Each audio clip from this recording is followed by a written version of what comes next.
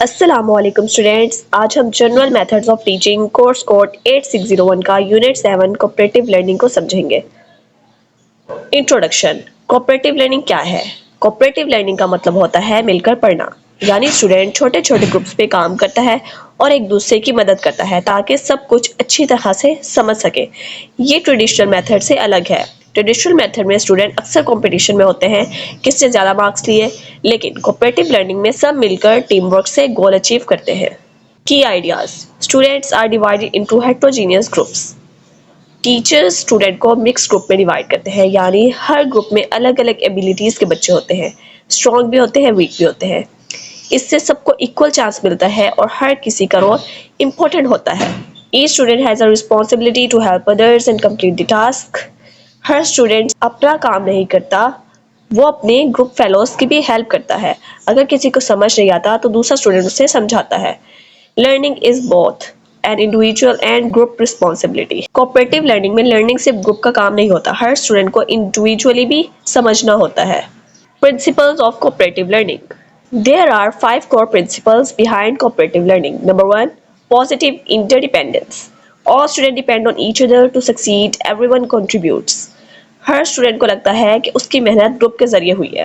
ये क्या है? Positive interdependence. Individual accountability. Each student is responsible for their own learning and contribution. हर student अपने काम का खुद जिम्मेदार होता है। Face to face interaction. Student communicate directly, discuss and teach each others. Student directly communicate करता है, डिस्कस करता है और एक दूसरे को समझाता है, सिखाता है। Social skills, team work, listening, communication skills develop होती हैं। ग्रुप प्रोसेसिंग, ग्रुप के लास्ट में ये देखते हैं कि क्या अच्छा हुआ है, क्या बेहतर हो सकता है। नेक्स्ट है strategies of cooperative learning. Think pair share, ये एक सिंपल और बहुत इफेक्टिव स्ट्रेटजी है। आइए स्टेप पे देखते हैं। थिंक, सबसे पहले टीचर कोई सवाल पूछता है और स्टूडेंट सोचने का टाइम लेते हैं। पेयर, फिर हर स्टूडेंट अपने पास बैठे फेलो से डिस्कस करता है। शेयर, लास्ट में सब अपने आइडियाज क्लास के साथ शेयर करते हैं। इसके क्या एडवांटेजेस हैं? हर स्टूडेंट को सोचने का मौका मिलता है, शायद स्टूडेंट्स भी क्लास में पार्टिसिपेट करते हैं, कम्युनिकेशन स्किल्स इंप्रूव होती हैं। नेक्स्ट है जिक्सॉ। जिक्सॉ का मतलब होता है टुकड़े जोड़ने वाली गेम। एजुकेशन में इसका मतलब है टॉपिक को पार्ट्स में डिवाइड करना और हर स्टूडेंट को उस पार्ट का एक्सपर्ट बनाना। स्टेप 1, सबसे पहले टॉपिक को 4 to 5 पार्ट्स में डिवाइड करना। स्टेप 2, हर स्टूडेंट टॉपिक के एक पार्ट पर वर्क करता है। स्टेप 3, फिर सब एक दूसरे को अपना पार्ट समझाते हैं। लास्ट स्टेप ये है कि सब मिलकर पूरा टॉपिक कंप्लीट करते हैं, जैसे पजल के पीसेस जुड़ते हैं। इसका क्या फायदा होता है कि हर स्टूडेंट रिस्पॉन्सिबल फील करता है, कोलैबोरेशन और लीडरशिप स्किल्स डेवलप होती हैं। टेक्निक्स ऑफ कोऑपरेटिव लर्निंग, ये वो टूल्स और टेक्निक्स हैं जिससे क्लास का हर स्टूडेंट पार्टिसिपेट करता है। पीयर ट्यूटोरिंग, इस टेक्निक में स्टूडेंट एक दूसरे को पढ़ाते हैं। जो स्टूडेंट किसी टॉपिक को अच्छी तरह समझ चुका होता है वो अपने क्लास फेलो या फिर मेंबर को एज अ ट्यूटर समझाता है।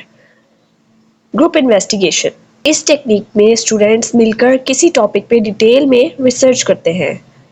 हर ग्रुप को एक टॉपिक मिलता है और वो सब मिलकर डाटा कलेक्ट करते हैं और लास्ट में प्रेजेंट करते हैं। राउंड रॉबिन, इस टेक्निक में हर स्टूडेंट को बोलने का इक्वल मौका दिया जाता है, मतलब turn by turn.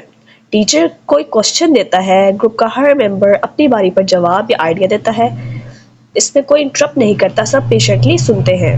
Role assignments, group के अंदर हर स्टूडेंट को एक खास रोल दिया जाता है। कुछ कॉमन रोल्स: नोट टेकर जो सारी डिस्कशन लिखता है, लीडर जो ग्रुप को गाइड करता है, टाइम कीपर जो टाइम का ध्यान रखता है। नेक्स्ट है interactiveness in cooperative learning. Interaction plays a key role, encourages active listening and discussion. सबसे पहले तो जब आप ग्रुप में काम करते हैं तो हर स्टूडेंट को अपनी बात समझानी होती है, वो अपनी बात दूसरों को बताता है, दूसरे की बात सुननी पड़ती है। इससे क्या होता है, आप सिर्फ बोलना नहीं सीखते बल्कि सुनना भी सीखते हैं, जो कि कम्युनिकेशन का हिस्सा होता है। Builds empathy and respect for others opinion.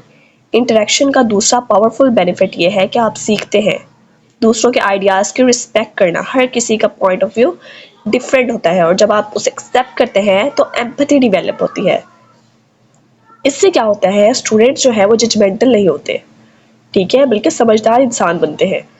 Students get to explain and defend their ideas which deepens learning. जब आप अपनी बात ग्रुप में शेयर करते हैं, आपको अपने आइडियाज को क्लैरिफाई करना पड़ता है। आप दूसरों के सवालों का जवाब देते हैं। नेक्स्ट है promote a sense of belonging in the classroom. और सबसे इम्पोर्टेंट, ग्रुप इंटरेक्शन से बिलोंगिंग का एहसास होता है। जब स्टूडेंट मिलकर काम करते हैं तो उन्हें लगता है कि मैं इस क्लास का हिस्सा हूँ, मेरा आइडिया भी मैटर करता है।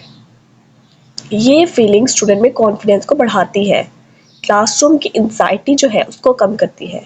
हर स्टूडेंट इनकरेज होता है। Advantages of cooperative learning. Number 1, academic gains. जब स्टूडेंट ग्रुप पे काम करते हैं तो वो सिर्फ याद नहीं करते, डीप लर्निंग करते हैं, कंसेप्ट को अच्छी तरह से समझते हैं और ज़्यादा देर तक याद रखते हैं। नेक्स्ट है सोशल स्किल। आपकी लीडरशिप स्किल्स डेवलप होती हैं। इमोशनल बेनिफिट, सेल्फ कॉन्फिडेंस बढ़ता है, एंजाइटी कम होती है। और जो शाय और वीक स्टूडेंट होते हैं उनको इंकरेजमेंट मिलती है और वो एक्टिवली पार्टिसिपेट करते हैं। इंक्लूसिविटी। कोऑपरेटिव लर्निंग का सबसे बड़ा फ़ायदा ये है कि स्लो लर्नर्स, गिफ्टेड स्टूडेंट और स्पेशल नीड स्टूडेंट सबको बराबर का मौका मिलता है। हर स्टूडेंट अपनी स्पीड के मुताबिक सीखता है, लेकिन ग्रुप उसे सपोर्ट करता है। यानी ये मेथड इंक्लूसिव होता है, किसी को पीछे नहीं छोड़ता। उम्मीद है आपको ये चैप्टर अच्छे से समझ आ गया होगा। अगर आपको कोई क्वेश्चन हो तो आप कमेंट सेक्शन में पूछ सकते हैं। अल्लाह हाफिज़।